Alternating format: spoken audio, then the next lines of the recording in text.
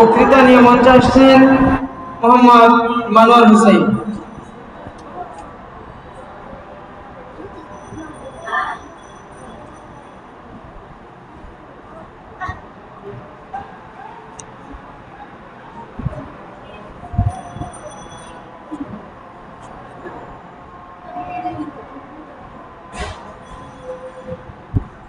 السلام عليكم ورحمة الله وبركاته. نحمده ونصلي على رسوله الكريم. أما بعد فأعوذ بالله من الشيطان الرجيم. بسم الله الرحمن الرحيم. وأقيموا الصلاة وآتوا الزكاة واركعوا مع الراكعين. وقال رسول الله صلى الله عليه وسلم: أول ما يحاسب به العبد يوم القيامة الصلاة. أو كما قال عليه الصلاة والسلام. অত্যকার মাদ্রাসাতুল ইমানের উদ্যোগে আয়োজিত আজকের এই সাপ্তাহিক সেমিনারের অনুপস্থিত সম্মানিত সভাপতি, সুদক্ষ পরিচালক, বিচারক মন্ডলী, আমার সামনে বসা, আমার সামনে উপস্থিত বাংলা দুজন থেকে আগত জেএলএমকে বিশেষজ্ঞ ছাত্র ভাইয়েরা, সকলকে জানাই আন্তরিক শুভেচ্ছা ও অভিনন্দন। প্রিয় সুধী, মাদ্রাসার পক্ষ থেকে আজকে আমাকে বক্তৃতার জন্য যে বিষয়টি নির্ধারণ করে দেওয়া হয়েছে তা সম্পর্কে আপনারা অবগত আছেন যে তা হলো নামাজের গুরুত্ব ও তাৎপর্য। এই সম্পর্কে কিঞ্চিৎ আলোচনা করবো ইনশাআল্লাহ। সম্মানিত হাজিরিন, আল্লাহ তাআলা মানুষ সৃষ্টি করেছেন। মানুষ সৃষ্টি করার পর মানুষকে কিছু দায়িত্ব দিয়েছেন।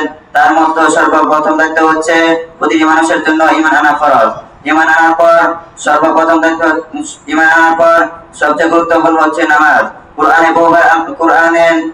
কোরআনে বহুবার আল্লাহ তাআলা নামাজের ব্যাপারে আয়াত নাযিল করেছেন। আল্লাহ তাআলা বলেন, ওয়া আকিমুস সালাতা ওয়া আতুজ যাকাতা ওয়ারকাউ মা'আর রাকিঈন। অর্থাৎ তোমরা নামাজ কায়েম করো, যাকাত আদায় করো এবং উপকারীদের সাথে রুকু করো। অন্যথায় আল্লাহ তাআলা বলেন, হে ঈমানদারগণ, তোমরা ধৈর্য এবং নামাজের মাধ্যমে আল্লাহ তাআলার কাছে সাহায্য চাও। আল্লাহ তাআলা আরো বলেন, তোমরা নামাজ কায়েম করো, কেননা নামাজ সৎ কাজ আদেশ করে এবং অসৎ কাজ থেকে বিরত রাখে। সম্মানিত সুধী, নামাজের ব্যাপারে আরো বহু আয়াত কোরআনে বর্ণনা করা হয়েছে। সময় স্বল্পতার কারণে আলোচনা করা সম্ভব নয়। শুধু কোরআনই নয়, বরং হাদিস শরীফের মধ্যে নবী করিম সাল্লাল্লাহু আলাইহি ওয়াসাল্লাম ইরশাদ করেন, আউয়ালু মা ইউহাসাবু বিল আবদু ইয়াওমাল কিয়ামাতিস সালাহ। অর্থাৎ কিয়ামতের দিন সর্বপ্রথম বান্দার নামাজের হিসাব হইবে। উক্ত হাদিস থেকে বোঝা যায় যে কোরআনের গুরুত্ব কত বেশি। প্রিয় সুধী, শরীয়তে ইসলামে নামাজ এত গুরুত্বপূর্ণ ইবাদত যে যেকোনো উপায়ে আমাদেরকে নামাজ আদায় করতেই হবে। এছাড়া বিকল্প কোনো পথ নেই। এদের যতদিন প্রাণ থাকবে, যতদিন হুঁশ থাকবে, ততদিন নামাজ পড়তেই হবে। নামাজ ছেড়ে দেওয়ার কোনো সুযোগ নেই। প্রিয় হাজিরিন, নামাজে যেমন গুরুত্ব রয়েছে ঠিক তেমন ফজিলতও রয়েছে। রাসূল সাল্লাল্লাহু আলাইহি সাল্লাম বলেন, যে ব্যক্তি 5 ওয়াক্ত নামাজ সঠিকভাবে আদায় করবে, আল্লাহ তাআলা তাকে 5টি পুরস্কার দান করবেন। তার মধ্যে 1 নাম্বার হলো তার ওয়াজ দূর করে দিবেন, 2 কবিরাত থেকে মুক্তি দিবেন, 3 জান্নাতে আমল নামা দিবেন, 4 বিনা ফুলসিরাত পার করাবেন, 5 বিনাশে জান্নাত দান করিবেন।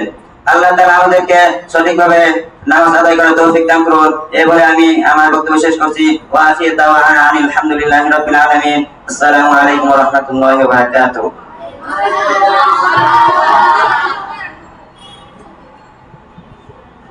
আলহামদুলিল্লাহ, মাশাআল্লাহ, অত্যন্ত সুন্দর করে মানোয়ার হোসেন আমাদের সামনে বক্তৃতা দিলেন।